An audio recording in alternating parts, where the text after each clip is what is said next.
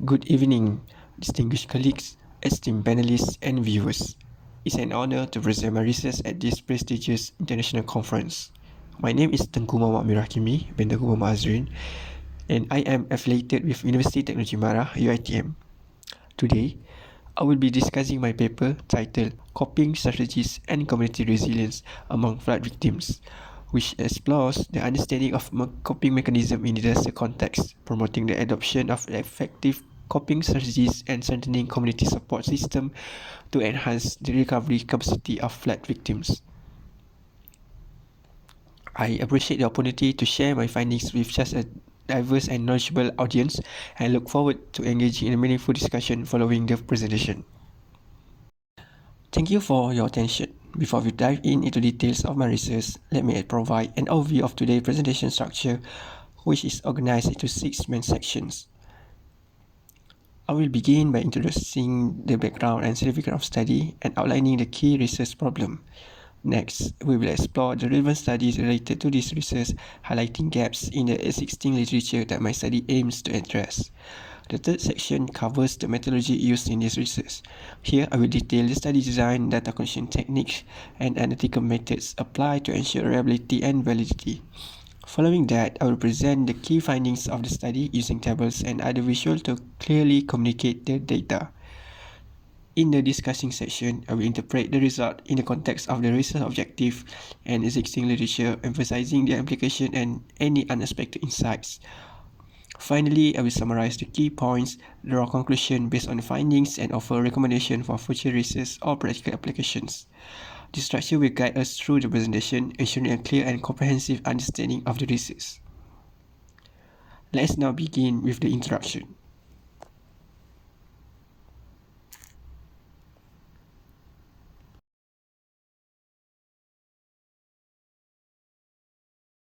Flooding has a significant and enduring psychological impact on its victims. For individuals who continue to reside in flood-prone areas, this distress often recurs. For instance, during the annual monsoon, it's common for residents to feel a sense of anxiety, worry, and apprehension about what lies ahead. Despite being a recurring phenomenon, flooding remains a significant concern in Malaysia. As Zal notes that disasters are undesired events that affect all parties, causing not only physical destruction but also harm to the psychological well-being of those affected. Community involvement is a key element in managing disaster effectively. Flood can leave a deep emotional and psychological impact on those affected, especially if they do not receive adequate care or support, according to Ahir and Kumar. By coming together, community members can offer much-needed psychosocial support, creating a sense of connecting and helping individuals work through the mental and emotional challenges they experience. In Malaysia, it is common for flood victims to wait for help rather than take action to resolve the issue they face. However, a study by Ahir suggests that active community-level participation by flood victims can empower them to effectively tackle the issues they face during floods. Communities affected by disaster typically develop their own strategy for recovery, especially in a post-disaster phase, demonstrating a concept known as community resilience. Ahir emphasized that communities play a crucial role in disaster management because those directly affected often have the best understanding of how to handle situations before, during, and after a disaster. Similarly, Mustafa and Khalid argue that when communities work together and take an active role, it eases the burden of the government and helps flood victims regain the confidence they need to start rebuilding their life. Noraimi highlights the importance of focusing on the psychological well-being of disaster victims, as these needs unaddressed can lead to ongoing struggles within affected communities. Consequently, one of the key priorities in the post-flood recovery should involve further exploration of the psychological well-being and resilience of long-term flood-affected communities, based on study by Mustafa and Khalid, Rapaport, and Dai. In this area, coping mechanisms play a crucial role in mitigating the adverse effects on mental health and overall well-being. This article focuses especially on the study of coping mechanisms in response to the psychological impact and is limited to the analysis of adaptive strategy and their effectiveness in promoting resilience. By narrowing the discussion to coping mechanisms, this study aims to provide a detailed and refined understanding of their role in coping with psychological challenges, while excluding broader discussion of psychological impact or intervention outside this framework. Therefore, the study examines the role of social resilience in mitigating the mental health challenges associated with recurrent flooding. Also, it aims to analyze the psychological themes that emerge from the experience of flood victims, focusing on their social resilience. Now, let us move to the literature review section. This part of the presentation focuses on the foundation of my research, providing an overview of previous studies that shaped the direction of this work. To begin, I explore existing research on coping mechanism and community resilience, identifying key findings and trends that has been established in the literature. My first literature review begins with the flood situation in Malaysia. According to French, flood can significantly impact public health, both directly and indirectly. Also, flood causing social disruption pose significant health risks, including trauma, injuries, hypothermia, and infection disease. According to Muzamil, flooding been the most frequent natural disaster in Malaysia, dated back to the 19th century, often associated with monsoon and flash flood. With reference to the Malaysian Meteorological Department, floods occur nearly annually, primarily due to heavy rainfall between November and March. The rainfall patterns are heavily influenced by the northeast and southwest monsoons. This was supported by the Centre for Excellence in Disaster Management, where it was found that between 1998 and 2021, flood accounted for 70% of all natural disasters in Malaysia, impacting over 770,000 victims and causing economic losses amounting to 5.82 billion ringgit. Lastly, according to Romali and Yusuf, this seasonal rainfall pattern play a major role in contributing to Malaysia's consistently high annual rainfall. Next is the community resilience. Resilient communities showcase the strength of individuals, group, and community as a whole in overcoming adversity effectively. Floods are a recurring disaster in Malaysia. According to ZAL, limited research and discussion has been conducted on the topic of community resilience. While MD Ahe says that positive coping strategy enable individuals to address problems, manage emotional stress, and overcome challenges more effectively. With reference to Insati and Ahe, they found that there has yet to be a study focused on identifying coping strategy that could strengthen community resilience to flooding in Malaysia. And Dim added that flood victims face significant emotional challenges that require different coping strategies, such as receiving emotional support from family or practicing mindfulness to promote mental clarity and emotional balance. My last literature review is the psychology impacts. According to Mustafa and Khalid, psychological preparedness, including health models, flood preparedness program, and mental health components has been poorly implemented among scholars, despite the importance of mental health. Spirituality and belief also play a crucial role in shaping coping perceptions, with practice like prayer and meditation providing victims to recover from flood post-disaster trauma. Kurata added that ineffective strategies such as denial, withdrawal, or unproductive behavior may provide temporary relief, but often hinder long-term recovery by delaying problem solving and adjustment. Natural disasters result in immediate psychological stress and may also have long-term consequences. People affected by these events may experience grief, anxiety, depression, difficulty, stress-related issue, and in more severe cases, post-traumatic stress disorder or PTSD. With the key insights from literature review in mind, let's now move on to the methodology section, where I will explain how this research was conducted. to address the objective of this study. This research utilized a content analysis in a qualitative method to address its research questions. It involved inductive analysis of textual data, creating typologies based on the data, categorizing the data and tallying the frequency of themes or categorized within the data. It relied on 8 article journals to analyze the coping mechanism among flood victims in Malaysia. These 8 articles were selected according to strict criteria to ensure relevance and quality.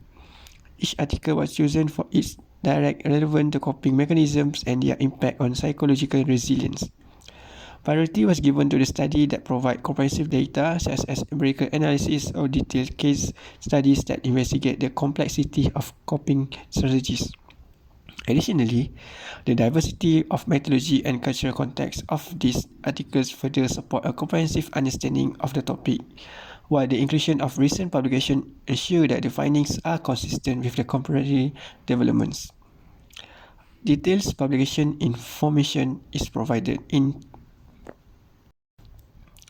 thematic analysis was used to examine the data, which involved identifying recurring themes by grouping and categorizing statements and codes in coping mechanism journal. The software Atlas TI version 24 was used for this analysis process. Based on the figure, the process of developing the content analysis article begins with identifying some journal articles. A total of 8 journals were identified that discuss issues related to the coping mechanism. The study then filtered the information and citation using 3 primary keywords, which are coping mechanism, coping strategies, and resilience, all in the context of flooding. By applying these keywords to the PDF documents, 33 relevant citations were identified and subjected to analysis. Following the analysis, 33 codes were mentioned throughout the review, identified and listed. The qualitative research software Atlas TI version 34 was implemented to classify all mentions thematically. As a result, 5 main themes along with the several sub-themes were identified. The study integrated the relevant sub-themes and organized them into 5 main themes for further analysis. Now that we have reviewed the methodology, let us move on to the result sections, where I will present the key findings of the research and highlight the insights gathered from the analysis. The content analysis conducted in this study focused on examining texts that highlight coping strategies, coping mechanism, and resilience within the context of floods, providing valuable insight into how individuals or victims and communities navigate the challenge posed by such disaster. The analysis aims to identify patterns, themes, and mechanisms that contribute to psychological resilience and effective coping. The following represent a compiled list of key references identifying through the analysis which serve as a foundation for the understanding the broader implications of these strategies in mitigating the impact of floods. According to the table below, primary themes were identified through Atlas TI coding. The results provide a deeper understanding of how these elements contribute to the strengthening the capacity of individuals and communities to withstand and recover from flood-related challenges. Firstly, the behavioral coping. Behavioral coping involves practice actions individuals take to manage stress and challenge. It includes strategies such as setting goals, implementing coping mechanisms, and fostering resilience through intentional actions. This behavior contributes to personal growth and effective handling of difficult situations. Next, common coping mechanism. Common coping mechanisms include both adaptive and maladaptive strategies. Adaptive mechanisms like seeking support and using problem-solving skills promote positive outcomes, whereas maladaptive strategies may hinder recovery and resilience. Identifying these helps to understanding what methods are most effective. Third, cultural and societal factors play a significant role in shaping coping mechanisms. Community support, cultural practice, and society norms influence how individuals navigate adversity. This influence impacts the development of resilience and the effectiveness of coping strategy in different contexts. In addition, emotional coping focuses on managing emotional response to stress, including feeling of anxiety, sadness, or anger. Strategies like fostering a positive outlook, maintaining spiritual practice, and embracing emotional support help in managing this emotional and building emotional resilience. Finally, perceived effectiveness refers to how individuals assess the success of their coping strategies. This includes the evaluation of whether the method used lead to positive outcomes such as recovery, personal growth, and sustained resilience. Effective coping mechanisms are often those that result in long-term benefit and lasting support. These themes and sub-themes provide a comprehensive understanding of how various factors contribute to coping and resilience in the face of challenge, especially in crisis situations like flood. With the key themes identified, let's now move on to the findings sections, where I will present the insight and key observation from the data analysis highlighting the most significant patterns and implications of the research. For our first discussion, we begin with the behavioral coping. Behavioral coping refers to the actions and strategies individuals employ to manage stress, adapt to challenge, and foster resilience in the face of adversity. It involves practical steps and response aimed at navigating difficulties while striving for personal growth and well-being. Flood victims face multifaceted challenges that require a combination of coping mechanisms to navigate the immediate and long-term impact of such disaster. These challenges include emotional and psychological struggle like anxiety, grief, and trauma. Social disruption and economic difficulties further compound their hardship, straining relationship and livelihood. This is similar with finding by MD Ahe that concluded positive coping strategies empower individuals to effectively address problems, manage emotional stress, and navigate challenges, thereby enhancing their resilience in the face of flooding. Since flooding often prolongs social and mental health challenges, coping skills are essential for building resilience. Thus, the resilience and growth exhibited by many flood victims are noteworthy as they rebuild their life with emotional strength, adaptability, and post-traumatic growth, finding meaning and purpose in their struggles.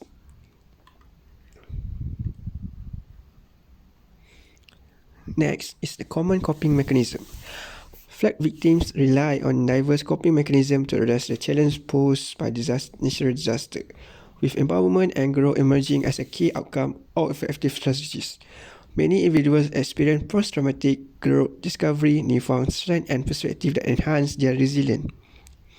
Coping mechanisms often include securing immediate essentials such as food, water, and shelter, while also addressing emotional needs through stress management, counseling, or mindfulness practice.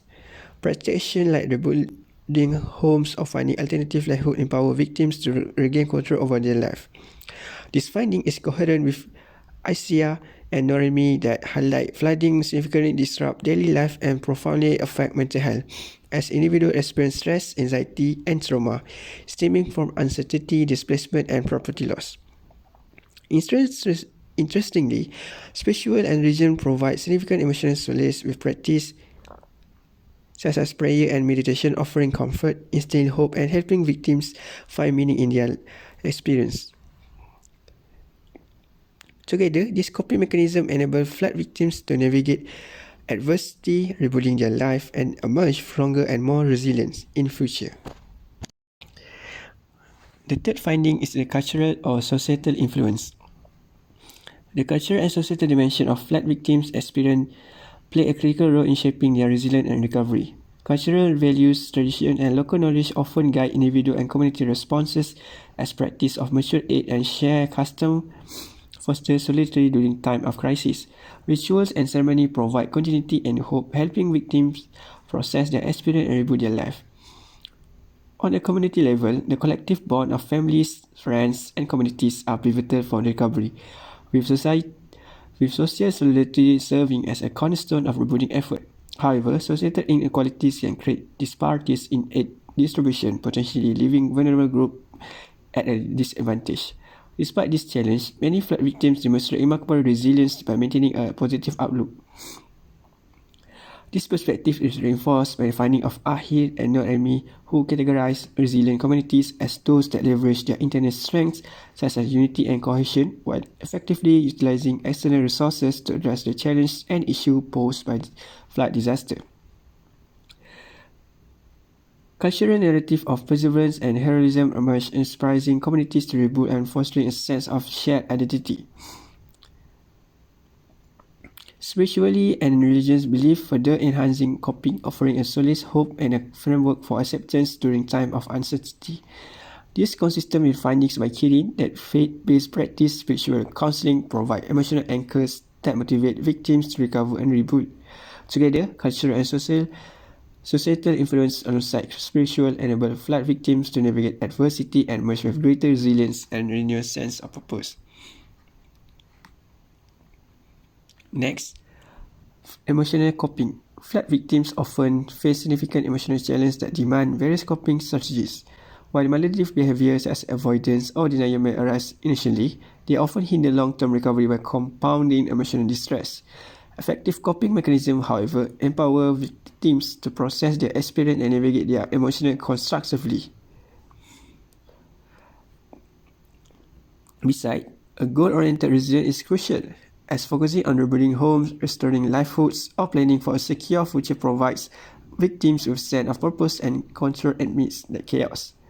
Community and collective resilience further enhance emotional recovery, with social networks offering a shared sense of belonging and solidarity. Together, this strategy underscores the importance of emotional coping, enabling flood victims to overcome adversity, rebuilding their life, and emerge stronger with renewed purpose. The last findings is perceived effectiveness. The perceived effectiveness of coping strategy among flood victims is shaped by their ability to navigate challenges and adapt to their circumstances. As highlighted by Korata, ineffective strategies such as denial, withdrawal, or unproductive behavior may offer temporary relief but often hinder long-term recovery by delaying problem solving and adaptation. In contrast, problem-solving and recovery-focused strategies are seen as more effective as they empower victims to actively address their challenges. Collective problem-solving within community further amplify these efforts, fostering resilience and shared purpose. Coping strategy also lead to resilience and growth, as victims develop emotional strength, experience post-traumatic growth, and finding meaning in their struggles. Spirituality and belief play a crucial role in shaping coping perception because these activities serve as source of reassurance during challenging times. These spiritual elements motivate victims to endure hardship and focus on rebuilding their life. Acceptance is another critical factor, as acknowledging the reality of their circumstances enable victims to channel their energy into constructive action, fostering resilience and adaptability. Together, this strategy highlights the importance of effective coping in enabling flood victims to overcome adversity, achieve recovery, and build a stronger, more prepared self in future. Having explored the findings and key insights, let's now move to the conclusion and recommendation sections, where I will summarize the research and suggest practical application and future directions. To conclude, the interplay between coping mechanism and resilience is pivotal in fostering individual and community well-being, particularly through the cultivation of community spirit and the provision of robust social support networks. The psychological well-being of disaster victims play a crucial role in disaster management, as it is an often invisible yet deeply felt aspect that can persist long after disaster. While financial and healthcare assistance are essential for addressing immediate needs and mitigating the long-term effects of psychological stress, it is equally important to provide psychological support through counseling services. Such interventions enable victims to better cope with emotional aftermath of disasters, fostering a more positive and resilient response to the challenges they face.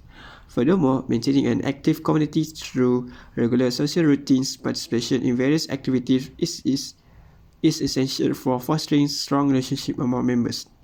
According to Zal, it is crucial for a community to remain constantly engaged through regular social routines. This involves fostering a habit of participating in social activities to reinforce the community cohesion and resilience. Such efforts are vital as the surrounding environment and social relationships play a key role in cultivating a strong sense of belonging, selflessness, and a willingness to contribute to the community, particularly during times of disaster. The analysis of the team has revealed that each journal article indeed highlights the importance of coping mechanism. and resilience in managing victims' psychology in managing flood disaster. This emphasis on coping mechanism is crucial not just for the country as a whole, but especially for flood victims who increasingly face unpredictable recurrent flood annually. Remarkably, spirituality has been consistently highlighted across various themes. For example, the insights from these articles highlight the importance of spirituality as a critical coping mechanism. It's often mentioned in discussion about behavioral management and cultural social influence.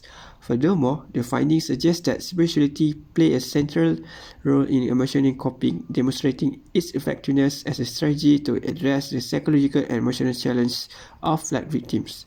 Some individuals utilize positive religion coping strategies which can provide emotional comfort and a sense of hope. These strategies are associated with improved psychological outcomes and can contribute to the both individual and community resilience. Thank you for your attention. If you have any further questions or would like to discuss the research in more details, please feel free to reach me out via email. I look forward to hearing from you. Thank you.